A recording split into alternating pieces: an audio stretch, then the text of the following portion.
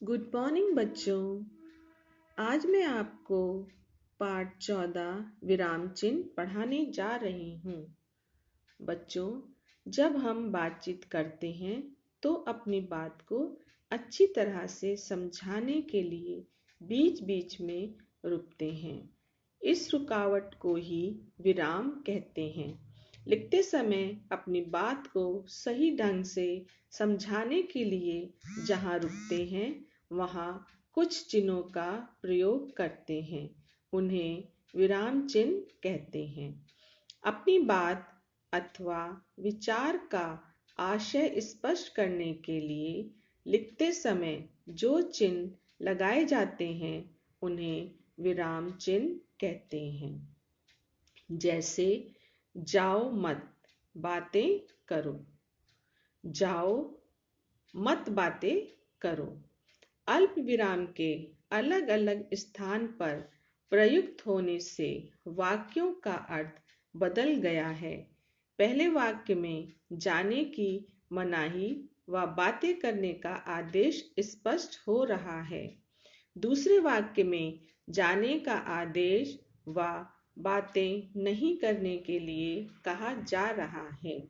इस प्रकार आपने देखा कि विराम चिन्हों का स्थान बदलने से कही गई बात का अर्थ ही उलट गया। बच्चों, हिंदी भाषा के प्रमुख विराम चिन्ह इस प्रकार से हैं। चिन्ह का नाम चिन्ह। नंबर 1 पूर्ण विराम, नंबर 2 अल्प विराम, नंबर 3 अर्ध विराम, नंबर 4 योजक, नंबर 5 प्रश्नवाचक चिन्ह, नंबर 6 विस्मयादिबोधक चिन्ह, नंबर 7 उद्धरण चिन्ह, नंबर 8 कोष्टक। अब हम इन विराम चिन्हों को विस्तार से समझेंगे। नंबर 1 पूर्ण विराम। वाक्य के पूरा होने के पश्चात जो चिन्ह लगता है उसे पूर्ण विराम चिन्ह कहते हैं।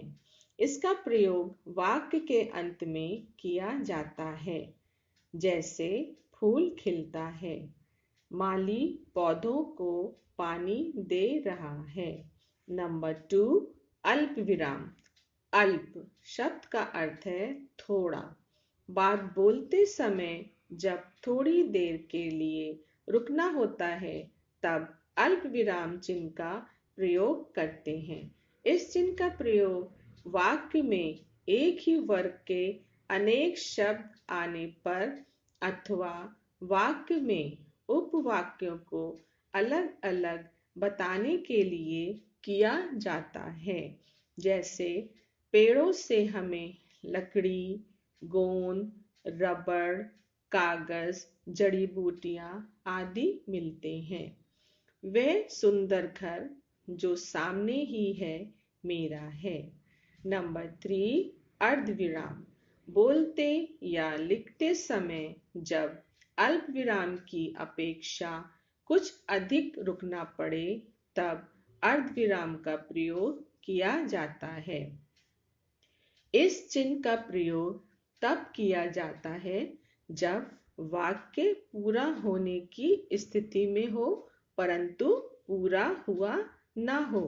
जैसे बच्चा रोता रहा, माँ सोती रही, तुमने खाना खाया, बातें की और चल भी दिए। नंबर 4 योजक। दो शब्दों को जोड़ने के लिए योजक चिन्ह का प्रयोग किया जाता है। ये दोनों शब्दों के मध्य में लगाया जाता है। जैसे सुबह शाम, चाल ढाल, दिन रात, प्रार्थना पत्र। नंबर 5 प्रश्नवाचक चिन्ह। प्रश्न पूछने वाले वाक्यों के अंत में प्रश्नवाचक चिन्ह का प्रयोग किया जाता है। जैसे रवि क्या कर रहा है? क्या पिताजी आ गए? नंबर 6 विस्मयादिबोधक चिन्ह।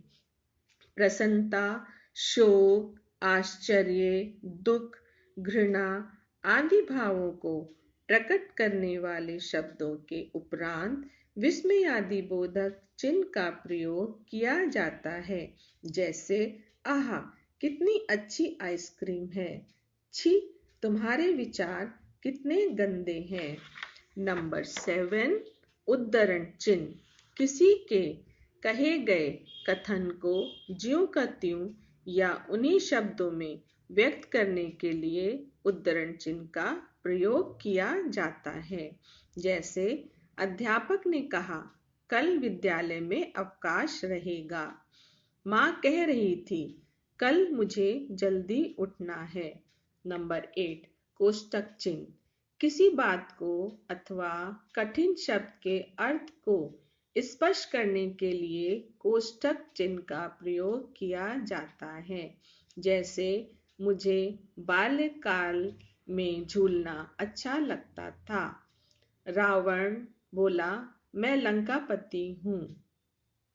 स्मरण रखने योग्य बिंदु। बोलने अथवा लिखने में अपनी बात का आशय स्पष्ट करने के लिए रुकना पड़ता है।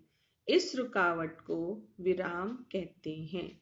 लिखते समय इस विराम को व्यक्त करने के लिए जिन चिन्हों का प्रयोग किया जाता है उन्हें विराम चिन्ह कहते हैं। विराम चिन्हों का प्रयोग सावधानी पूर्वक करना चाहिए।